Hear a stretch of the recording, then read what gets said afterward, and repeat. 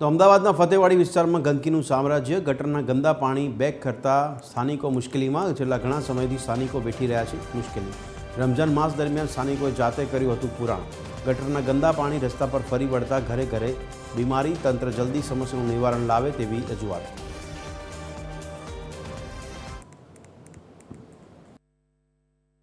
અમદાવાદના સરખેજ વિસ્તારના ફતેવાડી વિસ્તાર પાસે આવેલ કસવા પાર્ક રોડ પર હાલ જે હેરાન પરેશાનીવાળા દ્રશ્યો જે છે ક્યાંક ને ક્યાંક સામે આવી રહ્યા છે.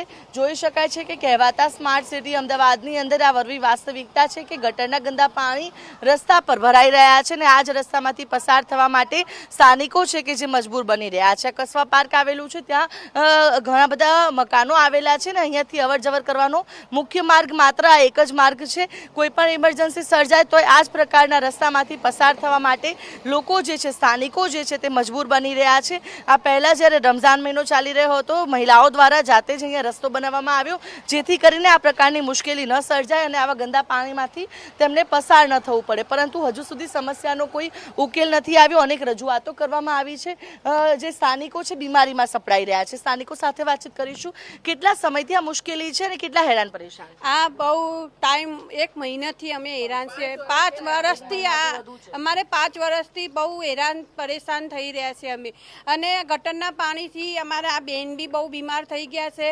લેટ્રિન બી એટલા ભરાઈ ગયા છે કે લેટ્રિનમાં જવાનું બી અમને મુશ્કેલ થઈ ગયા. બાળકો બી બીમાર થઈ જાય છે. અહીંયા આવવા જવાને વસ્તી બી બચારી અમને બી બોલતી જાય છે કે તમે कुछ करो पर हमारे भी कितने भी हम मीडिया वालों को बुलाए पर मीडिया वाले भी आके खाली जाते अच्छा कर लेंगे ऐसा करके सब चले जाते. ऐसा नहीं है, अब ऐसा कह रहे कि रमजान में आपने ये रास्ता भी बनाया था. रमजान में हमने लोरे डलाए, कचरा डलाया, सब हमने करा कि अच्छा हो जाए पर तब भी पानी ऐसा ही नहीं ऐसा रहता. कितने टाइम से ज्यादा परेशानी और कॉर्पोरेशन वाले क्या बोल रहे? મહિના 2 મહિનાથી વધારે થઈ ગયા છે. અમે કોર્પોરેશનમાં કેટલી કમ્પ્લેનો કરી, કોઈ સાંભળવા તૈયાર નથી. વિપક્ષ અપક્ષ બધા પોલિટિશિયનને બોલાવી દીધા છે, કોઈ પોલિટિશિયન સાંભળવા માંગતું નથી.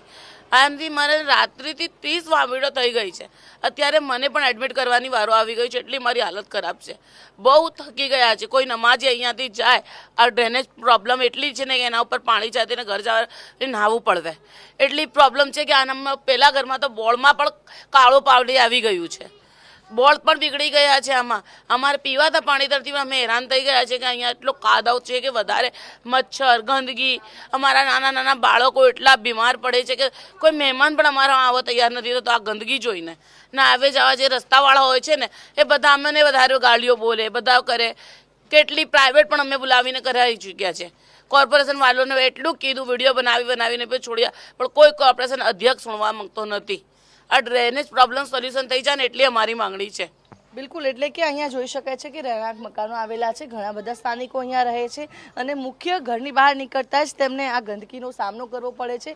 લોકો બીમારીમાં સપડાઈ રહ્યા છે. કોર્પોરેશનને અનેક રજૂઆત કરવામાં આવી છે, ઓનલાઈન કમ્પ્લેનો પણ કરવામાં આવી, પરંતુ આ સમસ્યાનો કોઈ ઉકેલ નથી. જોઈ શકાય છે કે ત્યાંથી મહિલા પોતાના બાળકને લઈને આવી તો રહી છે, પરંતુ આવે તો આવે કયા માર્ગેથી? કારણ કે આખો રસ્તો જે છે તે કાદવ કીચડથી ભરેલો છે અને આ ગંદકીના ગટરના ગંદા પાણી છે તે અત્યારે હાલ આ મુખ્ય માર્ગો પર ફરી વળ્યા છે, જેના કારણે હવે ઘરની બહાર નીકળવું પણ મુશ્કેલ બની રહ્યું છે. જે લોકો ઘરોની બહાર નીકળે છે, ઘરમાં રહે છે, તે તમામ લોકો પણ ક્યાંક ને ક્યાંક બીમારીનો ભોગ બની રહ્યા છે અને લોકોના સ્વાસ્થ્ય સાથે પણ ગંભીર છેડા થઈ રહ્યા હોય તે પ્રકારની સ્થિતિ અત્યારે હાલ આ વિસ્તારની અંદર જોવા મળી રહી છે. ત્યારે શું તંત્ર આ પ્રકારે લોકોના વધુ બીમાર થવાની રાહ જોવે છે? ક્યારે કામગીરી કરાવશે તે પણ એક સવાલ ઉઠી રહ્યો છે.